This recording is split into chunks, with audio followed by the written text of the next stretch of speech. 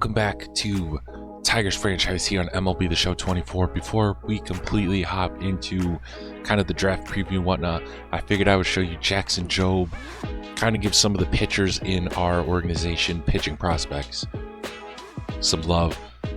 11 starts, he's 4-4. You know, the ERA is kind of high.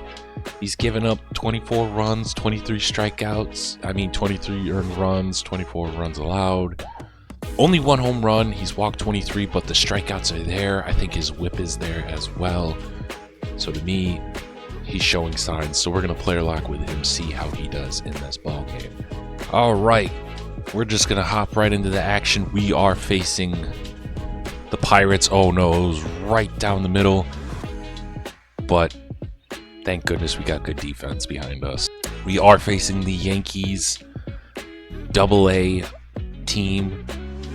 I don't know any of these guys personally, but I also know most of the top prospects for the Yankees are in AAA by now. But I did play with Jackson Jobe separately. He had a really good outing as that's going to be hit to center field, but Justin Crawford is going to be there 2 away. Now it's a 1-2 count to Mr. Luis Gonzalez here on the mound. That's going to be a little bit high, his two-seamer. To me, I think it's just got to be controlled, but I also know sometimes it's going to happen as he rips that down the line. It's going to be fair. That's easily going to be a double with his 68 speed. So now we have a 2-out double. But this is what I kind of want to see. I want to see how he does with adversity. Because in the big leagues, he's going to have to face some of the, obviously, the best hitters in the world. And thankfully, we get out of the jam. No harm, no foul. And now we have a full count with George Lombard Jr., who we've seen on the trade block as we're going to give up a walk to the Yankees' first-round pick last year. But it just seems like right now Jackson Jobe doesn't have his stuff. That and the ump, I don't think is calling the best game, but I get it. You know, sometimes pitchers are going to have off days. Maybe not this bad, but there's also a reason why he's in AA. You know, he's got a lot of work to do. Is it going to be a double play? Yes, it is. Clutch by shout out to the first baseman. But that's what we want to see. Obviously, I would like more control. A little, but again, I'm not going to complain too much, as that's going to be hit down the first base line, but it is going to be foul. He's only 21. He's still relatively young in terms of baseball prospects. And there we go. We get a strikeout to end the second. But I don't like that he has 30 pitches into the third inning. Again, it's a work in progress, but I'm liking that he's kind of fighting his way back, as we do have a 1-run lead thanks to a Brandon Crawford RBI double. So, again, I'm not going to... I don't expect him to be perfect, but I do want to see some better control. That's just me. I want to see him, get better hone of his pitches. But overall, I like that, he's, and obviously maybe not as long at bats, but, I again, only 1 hit so far. I spoke it into existence that it's going to be 2 hits. So let's see what he can do. Not a great ball. Ooh. I thought the catcher got him for a second. It's a 1-2 count with a kind of a, I don't want to say a wild pitch, but we do get the fly out to right. It's going to be 2 away. As it's another 0-2 count. Let's see if he can get out of the jam. It's going to be popped up to left field. We do get out of the jam through 3 scoreless innings. As we are here in the 4th, there we go. We did give up a single down the third baseline. as we are 2 away here from a scoreless inning here in the 4th. I say that, and can he get there? Yes, he can. So through 4 shutout innings. It's an 0-2 count again. Can we get him with the high stinky cheddar cheese? I mean, we get him to pop out. Foul territory behind home plate. I'll take it.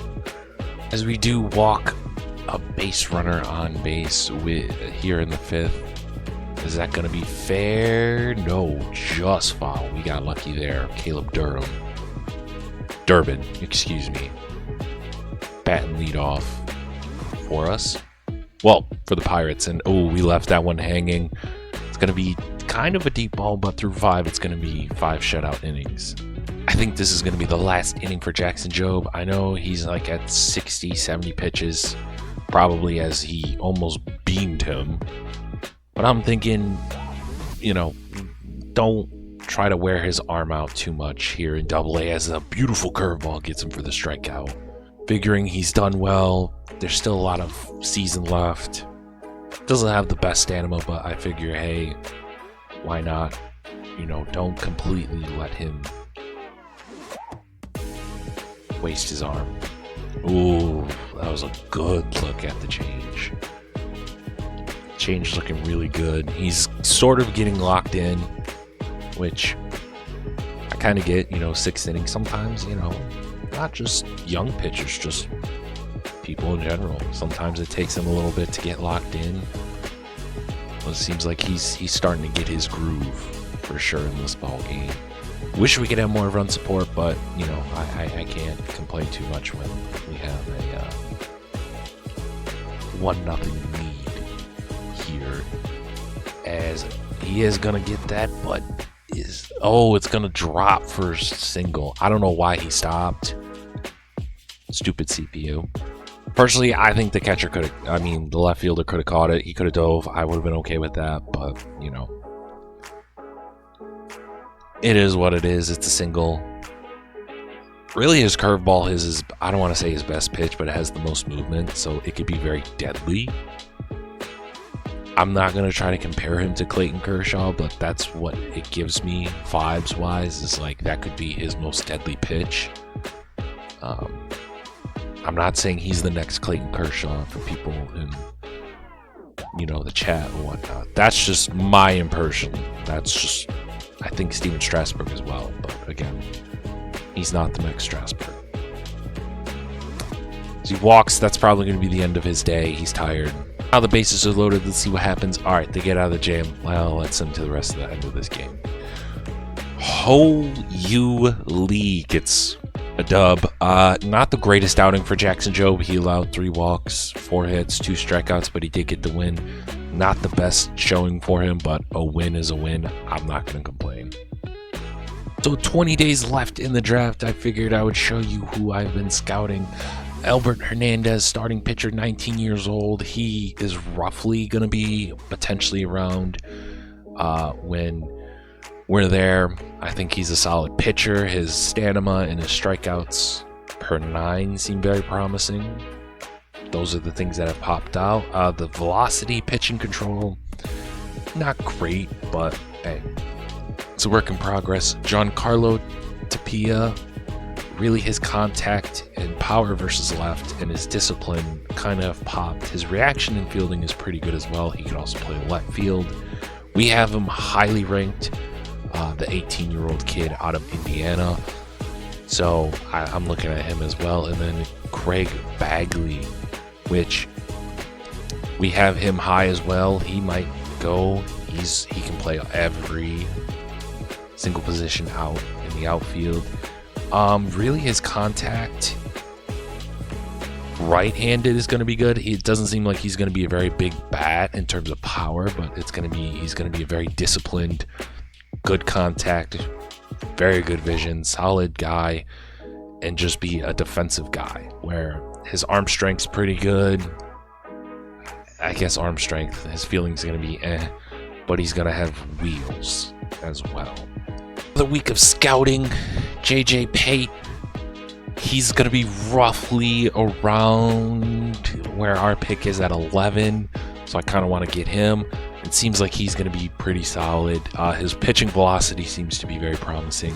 Hits per 9 and stamina could be a thing as well. Arm strength, I would hope so as a pitcher. His break's going to be pretty above average as well, and potentially his walks per 9, but I'm just really looking at the present.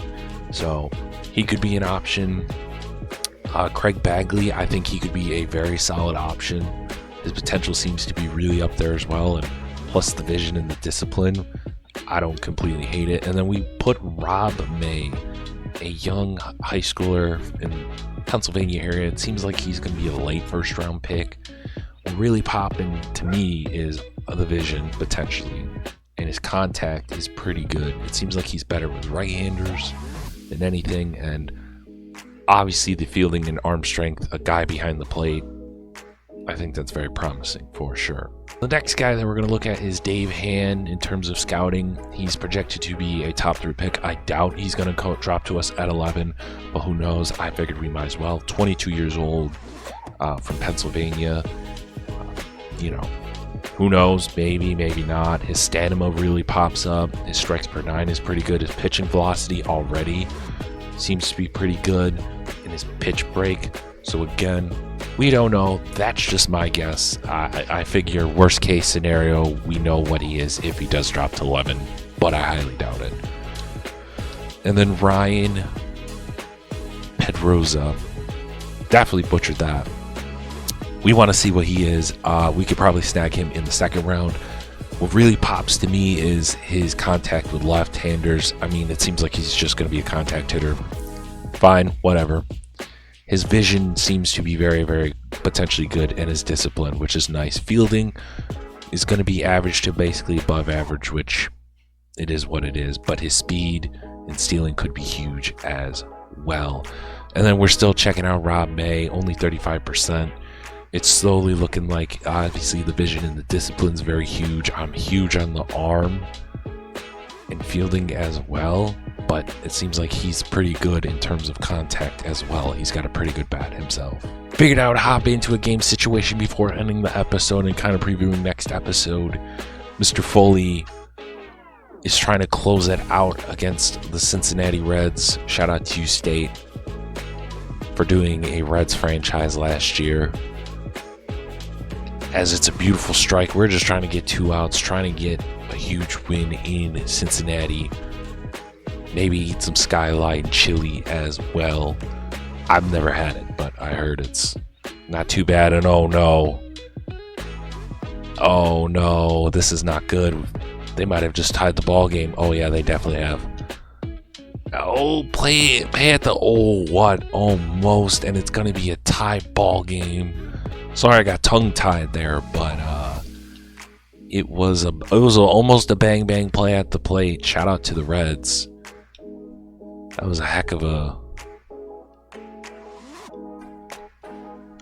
a play.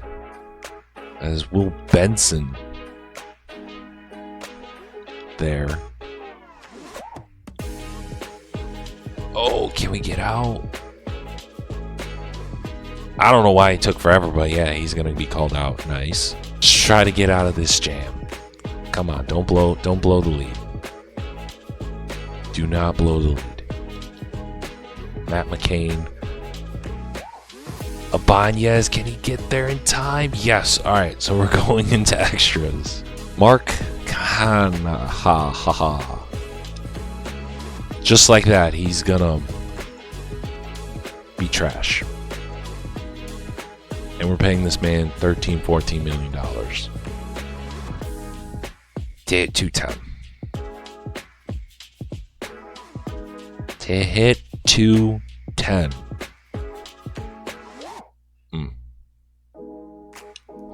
I was really late on that. But Zach McKinstry, I think he's a utility guy for the most part. Don't know why I swung at that, but hey, he's not doing too bad, I would say.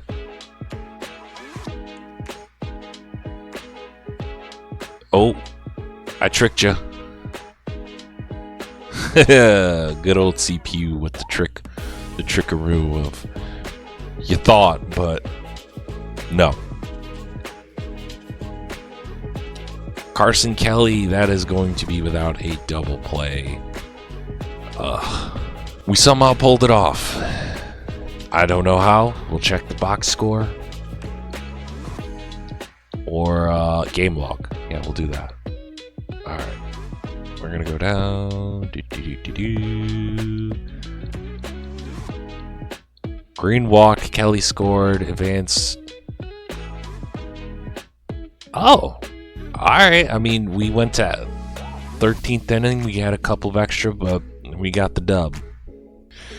And one of our top young guys fractured his leg, so he's out for a month or two. So we're just slowly piling on the injuries.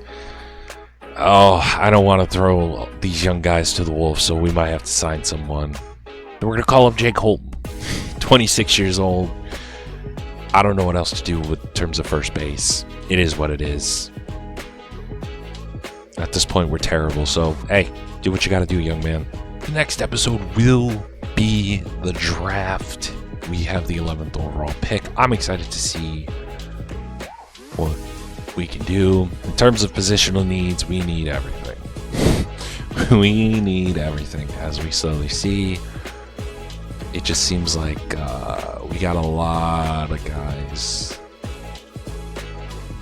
waiting to happen. Let me know down in the comments who you think we should draft, what position. It seems like this is a very pitching heavy, but I hope you've enjoyed this video and this series as much as I have. And until next time, you guys have a good one.